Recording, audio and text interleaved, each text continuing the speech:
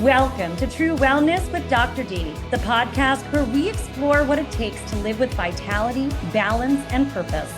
I am Dr. D, and each week I'll bring you powerful tools, inspiring stories, and expert insights to help you thrive in every area of your life. From health and wellness to mindset and navigating life's challenges, this podcast is your guide to creating a life of true well-being. Be sure to check the show notes and grab your free copy of the True Wellness Checklist so you can get started on your journey to true wellness right away. Now, let's get started. Okay, what if living a regret-free life wasn't just a dream, but a decision? That's what we're going to talk about today. Today on True Wellness with Dr. D, I am sitting down with the brilliant and wildly creative Laura Clancy. She is the powerhouse behind Muffin Toppled coaching, Muffin Toppled the musical, and the art experience Enlighten Up. A coach, speaker, author, wife, mom, recovering accountant, award-winning champion power lifter. Laura helps her clients win at the game of life by breaking the rules that never worked for them in the first place. And, this conversation, it's full of real talk, unexpected wisdom, and the kind of laughter that heals. So if you're ready to shake off some shame, rewrite your story, and start living boldly, this is your episode to tune into. So, Laura, thank you so much for being here. Thank you for inviting me, Dr. D. It's so great to be here. We've talked about this for a while, but here we are. Yay. I know. Well, you're such an inspiration because you have taken, we have so many women that we work with, like in my practice, and so many women who listen to this podcast where there is a lot of shame around our bodies. There's a lot of shame around, that's come from other places in our life, from our own conversations, from conversations we hear outside. And you have taken what I'll call these tragedies and are turning them into comedy so that we can actually work with the little gremlin voices that have taken over our lives in some respects. And that, I think, is pretty darn cool. And I want you to share with us how we can do that. And how you do that. How do you bring this all to life?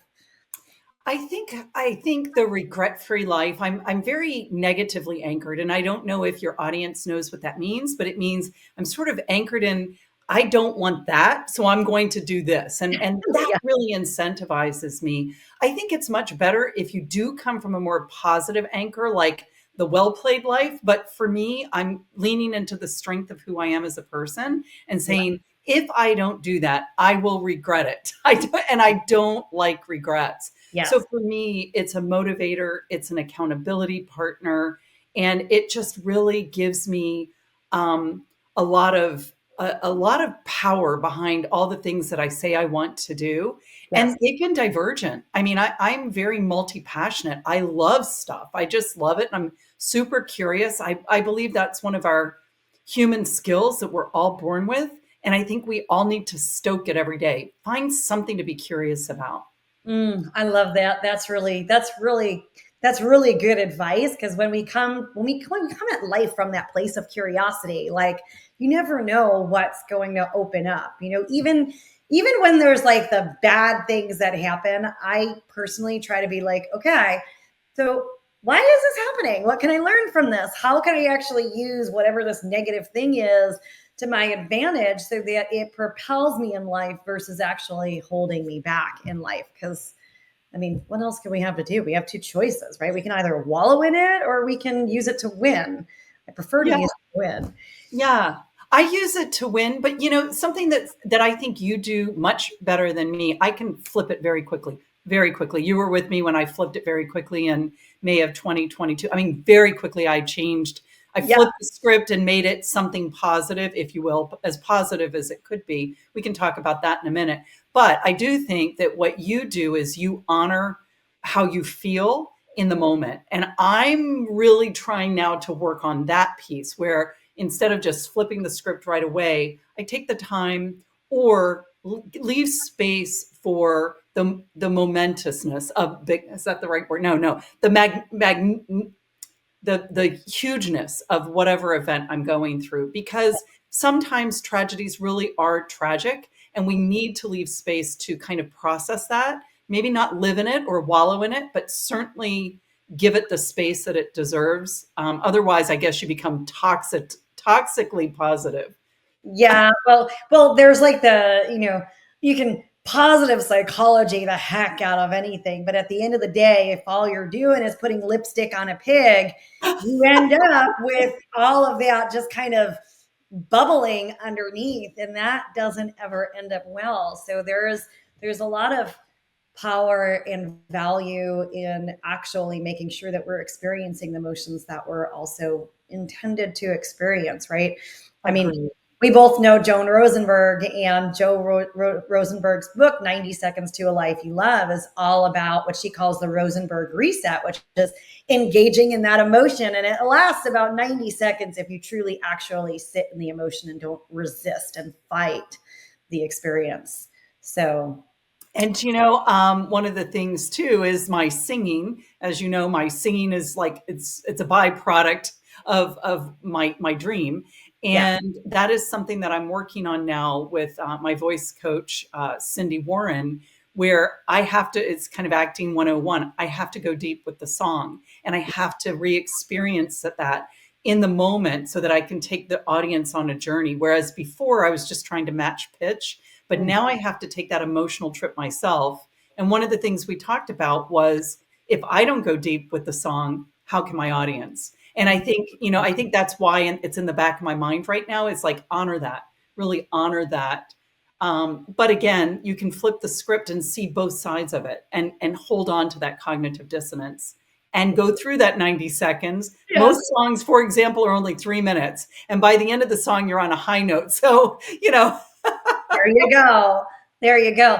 I mean, take us through, Laura. So, since we're talking about not living life with regret, I mean, you have had this extraordinary journey, right? Like accountant, champion power lifter. Now you're doing musicals. You're headed to New York City to perform. In fact, we'll give our guests, guys, stay on until the end. We'll give you the insight on how you can actually get to Laura's next performance. So tell us about that journey. Like, how did that even occur? It's like so wild end of the spectrum. Well, I think it started when I was younger. I loved musical theater. When I lived in Seoul, South Korea, my parents took me to a community theater production of Guys and Dolls. And when the Uh-huh. curtain opened, I'm not even sure there was a curtain, but in my mind there was a curtain, and that fugue and tin horns came on. I was hooked. I'm like, whatever they're doing, I want that. I was on stage with them, and I've always loved it. I've always loved it. So when I graduated from high school, I did exactly what you think I would do. I majored in accounting, and it was the safe journey, and that there's nothing wrong with that. I mean, it was the safe journey. I do know, and that we have to be secure at the bottom of Maslow's pyramid, and accounting was not hard for me. Both of my parents were accountants, and I had other dreams. I wanted to be a pilot or a zoologist, but Oh, I accounting. wanted to be a zoologist when I was little too. Did you really? We were walking around, they're like, "What do you want to be?" I'm like, "I want to be a zoologist." And then I know. I might have to hurt animals. I don't want to be that anymore. Me neither. No, thank you. I'll just go to the zoo and enjoy it. Yeah, love but it. but accounting, was kind of easy because it was the first letter of the alphabet in that whole, selection of courses. And it was actually kind of cool because it's an apprenticeship. So I learned how to handle certain things, which really worked well for my brain because I'm, creative and ADHD, and I Yeah. certainly didn't think there was any money in artistry. And I think my brain is more of an artist brain for sure, but I just didn't put the time and effort into singing. I was told as a child, don't sing, don't give up your day job, didn't have a job, so I took it very seriously. Right. And so that was accounting. And then again, it goes back to, and this is definitely for your audience, know yourself well. I Mm. knew that I was really heavily influenced by that song Cats in the Cradle when I was little. I mean, little, like maybe Uh-huh. 9 or 10. And I was like, I will never live, see, negative anchor. I will never be that person. And so when I got pregnant, I stopped working because I knew I'd put my job first, not intentionally, but I knew I would. So I actually became a stay-at-home mom. And I got heavy between high school reunions. So every 5 years, I'd lose weight because I was a fat cheerleader in high school. I was overweight, and so I never went back heavy to those reunions. And so in 2008, I basically said, I'm never losing this 30 pounds again. Again, negative anchor. I knew myself. Yeah. And then I started personal training school and I learned nutrition and training. And that's when that dream woke up again. It was a joke that during class I would, or during the gym time, I would joke about, I'm going to write a musical called Muffin Toppled, and it's going to have audiences laughing, crying, and losing weight. So it started as a joke. It started as a joke. How And funny because is it was that, so right? preposterous that, I wanted to be an author. I wanted to do all these artistic endeavors, and it was just ridiculous. But little by little, it started to become a reality. And in the meantime, I found out I was strong. And so I started competing. I think having a sport that you like, even if it's walking, maybe walking's your sport. And that certainly reduces your insulin. Excuse me. It reduces your insulin and all the things. It's not necessarily a fat loss buster, but it's a calorie burner, Right. and it reduces your insulin. So anyway, you pick your sport and do it, and just realize that that's what you do. That's your exercise. So always have something that's outside of your normal to do, and treat it like it's fun, like it's a fun fair. Yes. Well, I want to talk about how you went from sort of this space of like self-deprecation with your body, right? And then how you actually transformed that into some magic. Well, I'm not sure that I'm not still Well, self-deprecating. we're all on a journey and we still continue on those journeys. But you've done something really powerful, right? Many of the women that we work with, like they'll get really stuck and they'll find themselves in this spiraling vortex of shame and guilt when it comes to their body and there comes to their body image. And you're like, muffin toppled. Let's laugh, let's cry, and let's lose weight. How did you make that mindset shift? Because that's where that gold is, right? That mindset shift and being like, okay, I'm not going to wallow in this. I'm going to turn this into something pretty awesome. One of the things that I've realized now that I've done, I didn't know it at the time. So I've been doing this now for 15 years. I became a fat loss expert after school, after I graduated from National Personal Training Institute. I was really intrigued by fat loss. But what I realize I've done is I every day, not every day, I have taken time off. You've known when I've had my wine years and my chip years after that May 2022 event, I definitely gained weight again. I've never gained back that 30, but what I've done is I try to show up every day and honor my promises, Mm. and not worry about what the scale said. I mean, I'm a woman of a certain age. I hate it when people say that, but I'm going to say it anyway. We're I, getting I'm post, how about this? I'm postmenopausal. and and so I never thought that I'd get down to a certain weight, but I knew I could show up every day and do the work. And no matter what the outcome was, I did the work. And so and Mm. this is where I have to struggle with myself. Some days I beat myself up for not doing enough. And then I'm like, for God's sake, you ate this many calories, you watched your macros, you took a walk. Who cares what the scale says? Right. If you do the work, then there's not as much shame. And then if you don't do the work, tomorrow's another day, right? Like Mm. it's not the first Monday of the month and the first of the year. And all these Yes. they're great little incentives, but the long haul is the long haul. And realize that they're little, there are little escape hatches along the long haul, but it's a lifestyle. It's a lifestyle. Yeah, I love that. What you just said sparked something for me too, in that you said when you're doing the things, even if the scale doesn't move, there's still that sense of satisfaction. But when we're not doing the things, it's almost like that out of integrity plays a really big role, right? Like we've got to be proud for the good work that we're putting in. And then we also have to be self-responsible and honest when we're like looking for result, but not putting the work in.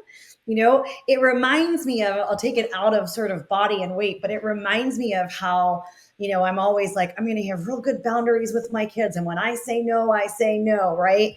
And then something happens and I like give in. And then every time I give in with my kids, I'm frustrated, I'm angry, it's whatever. But why is that? It's because really I'm out of integrity with myself and what I said I was going to do it myself. And then I have to reconcile that before I can actually move forward. And it's when we do that, when we can reconcile with ourselves, be honest and truthful with ourselves, like not bad and wrong, like not beat ourselves up, but be honest and truthful with ourselves, like, look at that. I've got to work on why I can't keep that boundary there. That's a powerful place to come by. Then you're not taking out your guilt and shame and anger and frustration on everybody else that's around you. Yeah, and that proves that the more you know yourself, like that journey to know yourself, it's deep, and everyone is a layer of the onion. You're like, aha, and then next week it's the new aha, right? And it's not. Exactly. I always found with my clients, it wasn't. This is why I scope crept. I mean, we haven't even talked about I'm a licensed massage therapist, and people are like, why are you doing all this stuff? Because I realized it wasn't about what people ate; it was about why they ate it. I mean, that is, what is making you go? Is it the call of the chip? Is it what is it in you that's making you desire that? And we have energy that we need to place somewhere. And for some people, it's just food. I'm not, it's where you put your energy. And then some food, if you put it in food, some food just takes you down a really bad thing. It's not even about weight. It's about, you talk about this all the time. Processed foods have zero energy, lots of calories. Yes. They do fuel your body, but they don't fuel it well because it's not energy that they got from the sun or, natural foods give you energy. Processed foods do not. Yes, exactly. Exactly. Yeah. And we are what we eat. Like literally what we eat becomes us, and our body is constantly renewing and changing and shifting based upon what it is that we're using as fuel. So it does make a big deal. Which then proves too, it's never too late. It's Yes. constantly changing. So the things that you've done that were bad for your body, here I'm trying to get it, Yeah. bad for your body, it's erased after a certain number of days, years, hours, whatever. It gets erased over time. So Yeah. there's no time like now. Yeah. And now is always the best time. Now, right? No putting stuff off. And, you've been through so much in your life. You keep alluding to like the last several years, but I know you as the woman who defies nature. Maybe you can tell us a little bit about that, because we all want to defy nature a little bit. We all think about tragedies and real stuff happens to people in life, and you've been through quite a few with Mother Nature at the helm. And sometimes it knocks us down, but you have found a way to not get knocked down. Yeah, I will. I'll lead with the flood. Why not that? The first flood, The the first flood one. of 2006. So it was June 25th of 2006. I remember that because, and I'll explain why in a second. So my husband and I were out in DC. We were doing a silent auction. Uh, we ate with some friends at a silent auction win, a restaurant. Mhm. And it was it was raining, and it had been raining for like 10 days. So there were police cars driving boats down the DC, the DC streets. That's how much it was Oh my raining. It was really a big thing. And we got a phone call when we got out of the restaurant, and it was my mom. And she said, "Come home, your house is flooded." We were like, "Huh?" So we got home, and basically our storm drain got overwhelmed, and the water in the street just kept rising until it came in our house. Now we lived in Arlington, so we're not in a flood zone. A lot of people now are dealing with floods that aren't in flood zones, but um, and it took out my car, it took out my mom's car, and I drove my mom home, and she said, "Happy birthday." That's how I know what day it was, because it was like, wow. And then I came home, and my husband and I picked as much stuff up out of the basement and the entry level as we could to save it, including our photos. And at like 3 a.m, my husband's like, "Oh my God, the roof is leaking." So that was a very expensive flood, very expensive. Insurance didn't handle it. I lost my car. I mean, everything. It was a tough Wow. summer. Yeah. But here's what's good. So let me actually take you through the bad. The next day I got up, and I definitely had what I called situational depression. I don't know what it's really called, but I would go through the week, and there were days where I could just barely make it through. And I remember, like, that was a Friday or Saturday night into Sunday. And I remember people walking by going to the metro like nothing had happened. So their life hadn't changed, and mine was completely upside down. I lived with stuff from the basement that survived, and the entry level. On the next two levels, we had a split level, and I just lived in chaos for 18 months. It was Yeah. not good. So in 2019, when the second flood happened, it was like 9 a.m, and I was looking out the window, and I'm like, "This is a lot of water. I'm going to go and take some action." Because in my mind, if it ever happened again, I knew what I was going to do. And Right. what I was really fighting was my husband, who wasn't home. I was fighting his idea that everything was fine and I was overreacting. And so I ran out. I got soaking wet. I drove my son's car up the street. By the time I came down, the water was over the sidewalk. I moved two cars up in the driveway as much as I could. And then it was over, halfway up the yard. And then I called my son. He was upstairs, and he thought, I'm like, "There's an emergency. I need your help." And he came down. He thought there was a fire, which is kind of funny, right? Yeah, we'll get to Yeah, that. I think the reason, and then I laid down when the water came and I pushed up against the door. I think it was a defining moment for me, because I I went against what my neighbors would think. I went against what my husband would think. And so I kind of feel like the girl that laid down and pushed up against Mother Nature was not the woman that stood up. It's like, because of that first flood, I had an action plan for the second, and I took it. That goes in alignment with, I said I'd do it, so I did it, no matter how it looked or felt. I felt Yes. really bad. And I think about how much that was July 8th of 2019. I think about how much that has affected my life, because before I would see things and maybe not take action or wonder what people would think. So for me, that was a huge defining moment.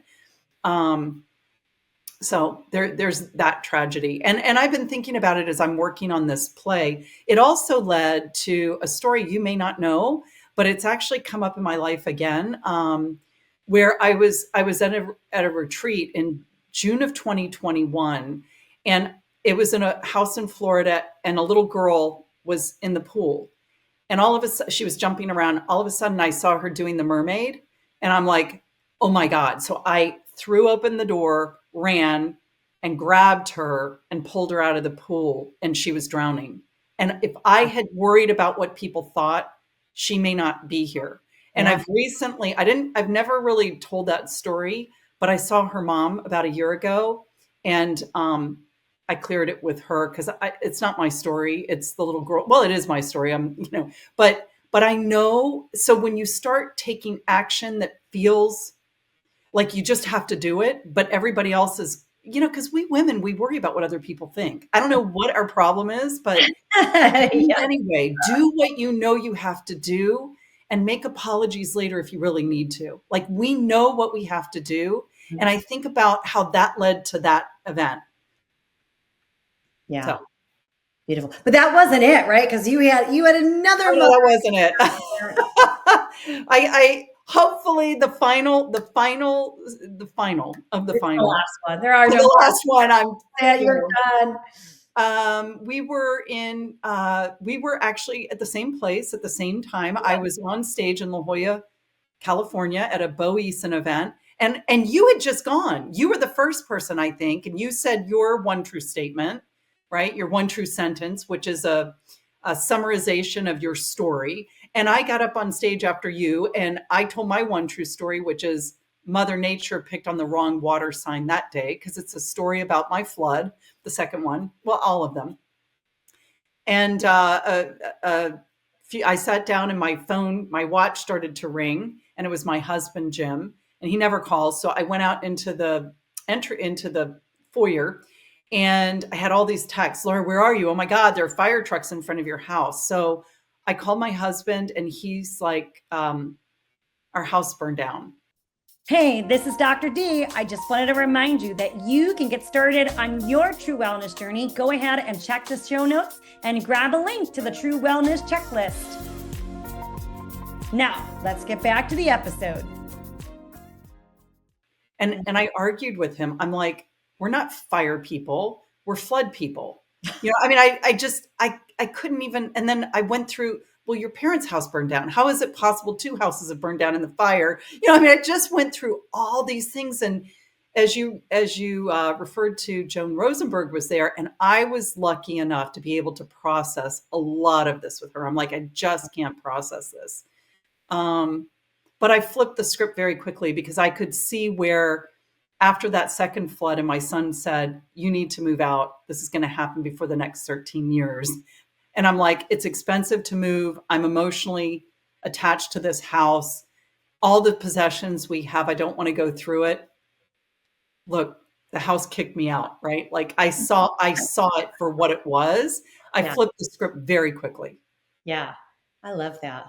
I mean, it's pretty extraordinary that you've become very facile, right? Unfortunately, through not so great experiences, but you've learned to be like, okay, I've gotta change this. I can't stay in it. And you have created miraculous things out of each and every one of those events. I mean, look, you're going to be performing in New York City. Like, how exciting is that? Yeah, So, it's very exciting. And your audience can do it too. They really can. It just takes I mean, that goes back to 2006. And who was I before that? I was somebody who was struggling with, who I was in the world. Is it us? Is it them? Is it me? Right? Like all those feelings you feel in your 30s and 40s and raising kids. But it's just little increments every day. If you get better every day over time, you become a powerhouse. And even then you struggle. I mean, I struggle, yeah, I still struggle, of course. yeah, it's because we unpeel that layer of the onion. I always tell my clients, like, hey, just sit back and relax, because it's just a journey, right? We're gonna That's right. unpeel and unpeel and unpeel. We just get to unpeel new and exciting things and grow in new and exciting ways, because we're never really staying the same. But the more we resist the growth, the more painful I think it is, unfortunately. So when I we agree. I think it will keep coming back until you recognize it and say, okay, I see this. Let's move on. And you hear a lot of people talk about healing the generational the wounds.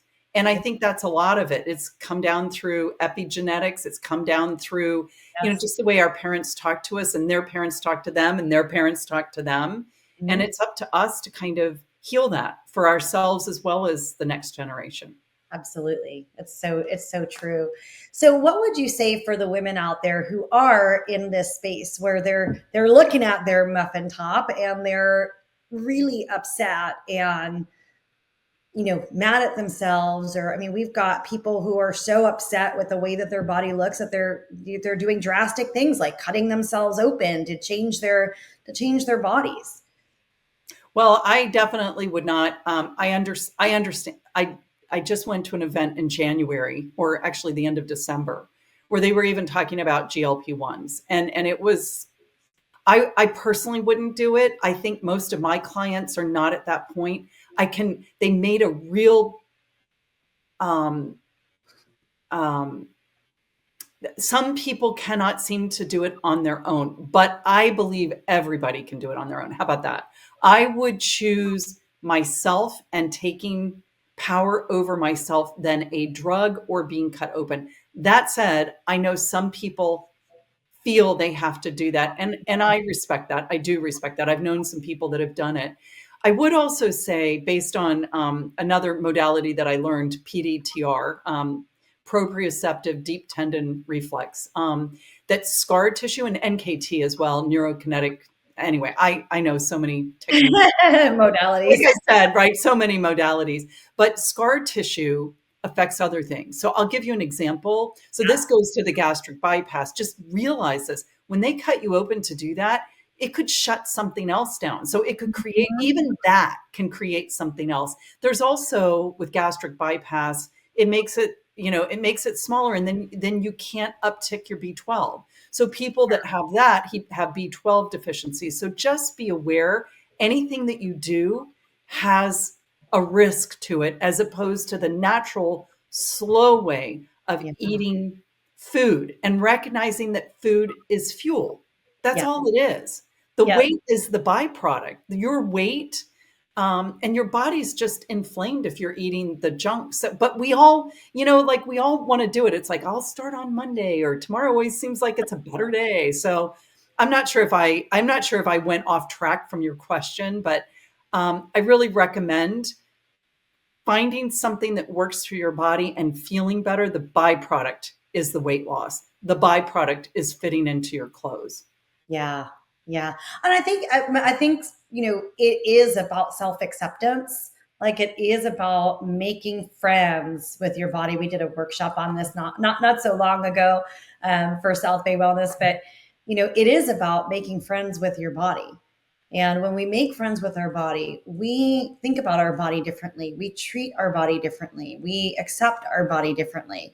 And when we do that, it gives a whole new mastery and facility over allowing ourselves to really serve our body from a place of love versus a place of punishment.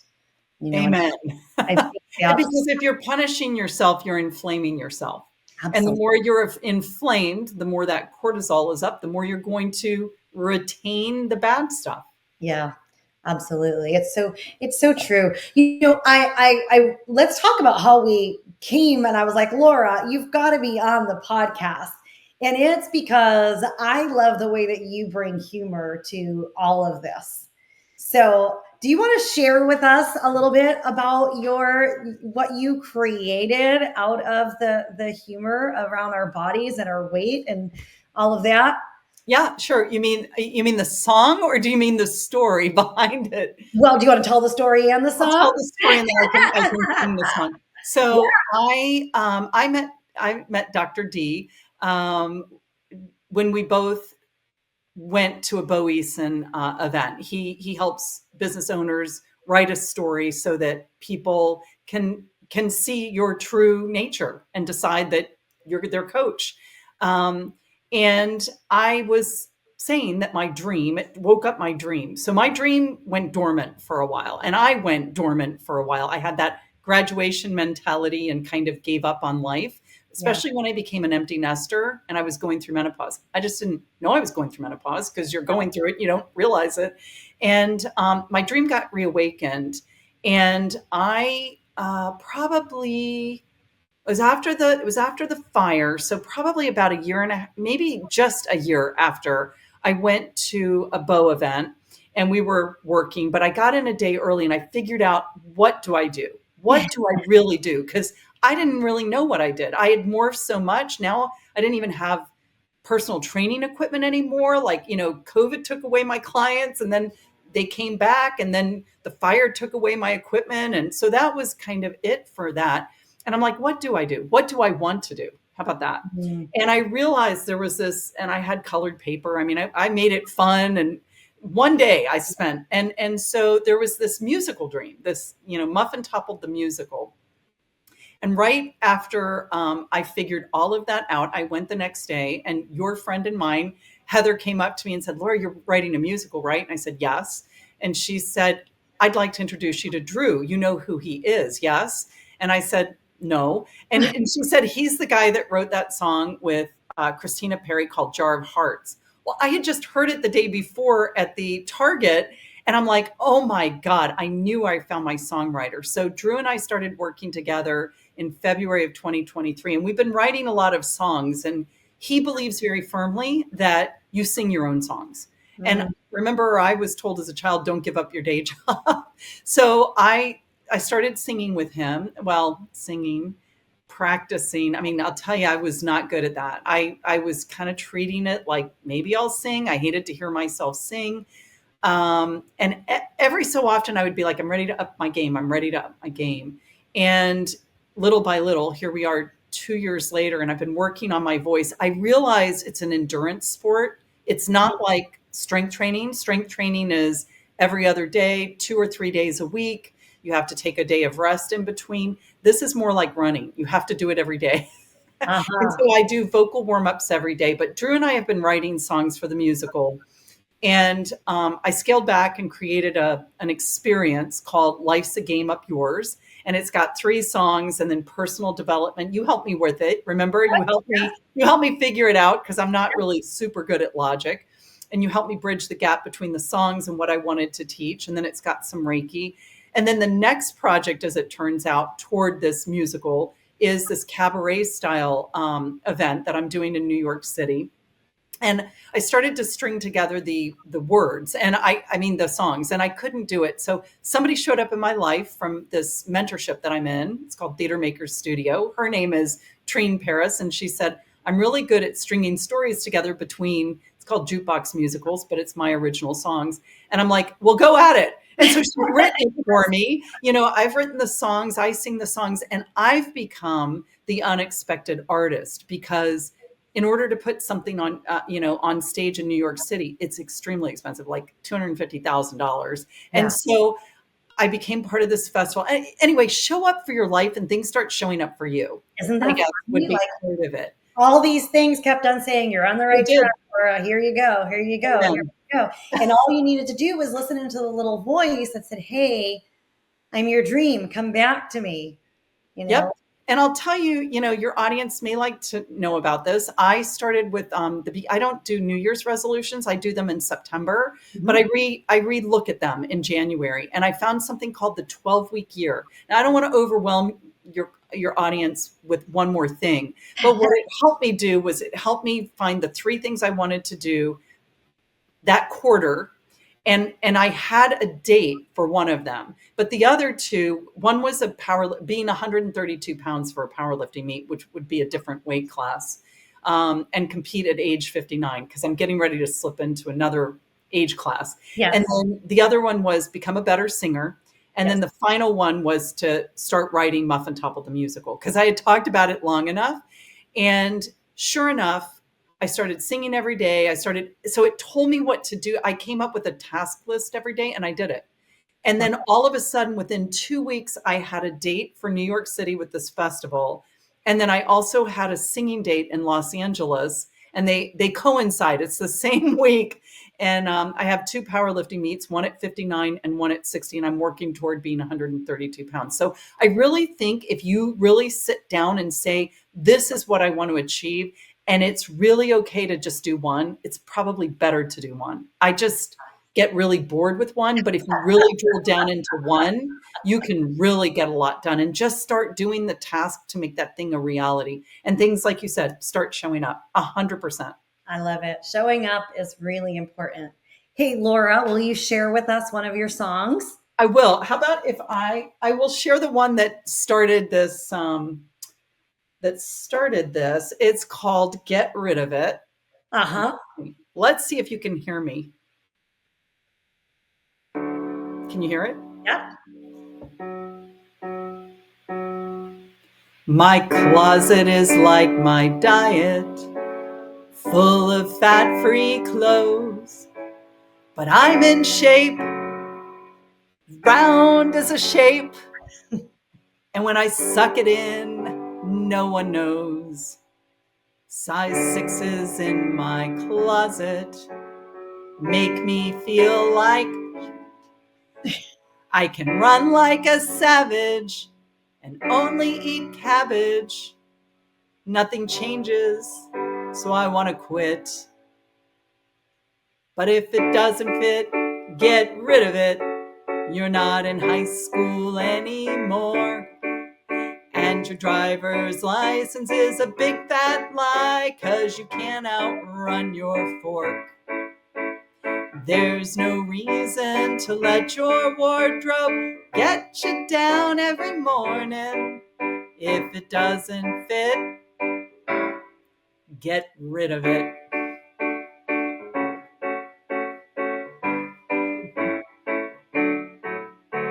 That teal crochet sweater ain't coming back in style. And that hula skirt, it just doesn't work. That tank top's for a child.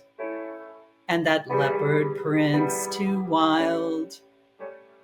There's not much here you've worn in a while.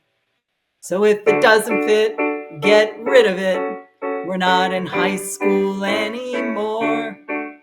And your driver's license is a big fat lie, 'cause you can't outrun your fork. There's no reason to let your wardrobe get you down every morning. If it doesn't fit, get rid of it.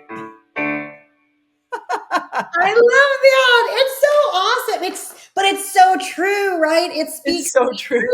because what we do is we self-deprecate because we're disappointed with where we're at, but then we have all of these reminders in our environment that like, they're just like little nudges that keep pushing you. It's like the knife that keeps stabbing you in the back. And what we realize is like, oh my gosh, we could just get rid of the knife and then we don't have that anymore. That's right. When we're constantly reminded about what we don't have or what we haven't accomplished or what it was every single moment, what we're really doing energetically, right, is creating a bigger space from where it is that we want to do, or where it is Exactly. that we want to be. So that's Exactly. so powerful. Thank you. And your voice is so amazing.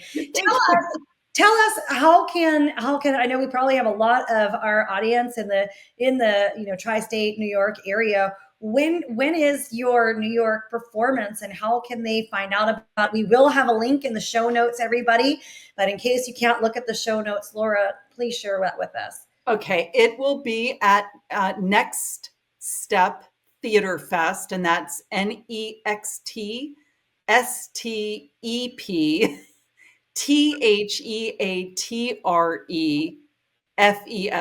And theater is spelled with RE. Next Step Theater Fest. It's going to be at the Girl Theater. And it's going to be a reading or a small performance.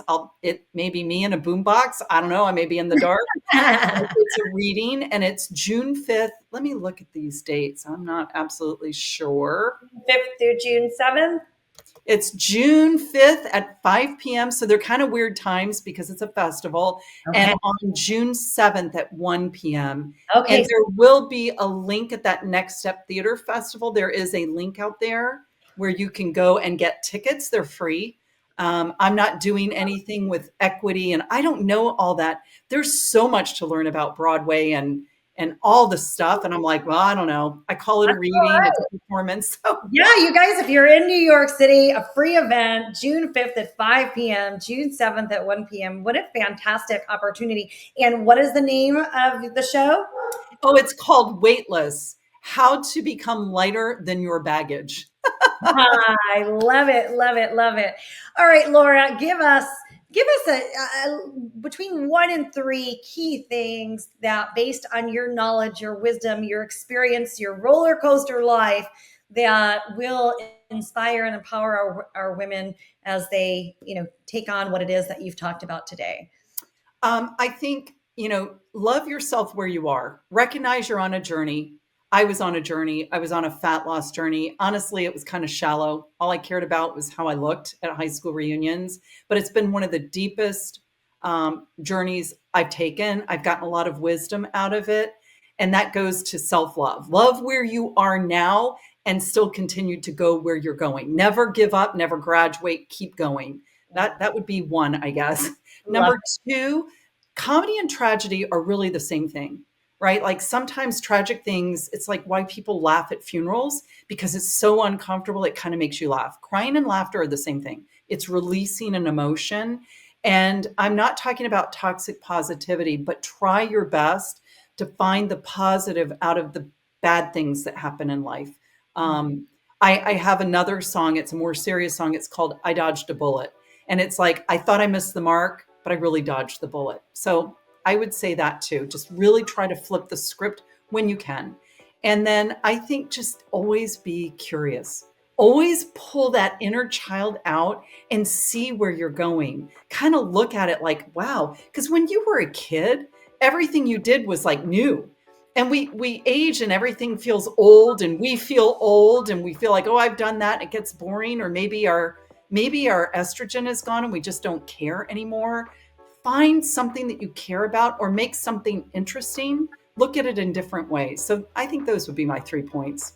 I love them. They are definitely pearls, and there's so much wisdom in all of them. So, Laura, thank you so much for being here with us. Those of you can check out Laura. Laura, what's your website? Oh, it's www.muffintoppled, MUFFINTOPPLED.com. Awesome. So you guys, you can learn more about Laura and check her out there. And those of you who are in the tri-state New York area, check her out at the Theater Festival on June 5th and June 7th. I'm going to give one more if you don't mind, I'm going to give one more plug. The other thing, the byproduct was the singing. So I've now launched myself as an artist. I'll be on Spotify soon, probably after this summer, under an artist name of Enlighten Up, which is the name of my one of my songs. So that's kind of cool. I'm really excited about that. I'm more excited about that because that's in the near future than even the musical. So yeah, I love it. Well, we'll all make sure to listen in because your songs are witty, they're funny, they're inspiring, and your voice is beautiful. Thank you. Thank you so much for having me. Yeah. This is Dr. D reminding you to tune into your body, connect with what matters, and embrace the journey to true wellness. If you enjoyed today's episode, be sure to subscribe, leave a review, and share it with someone who's ready to redefine their health. Be sure to grab a copy of the True Wellness Checklist right in the show notes. Let's keep redefining wellness and empowering change together. See you for the next episode.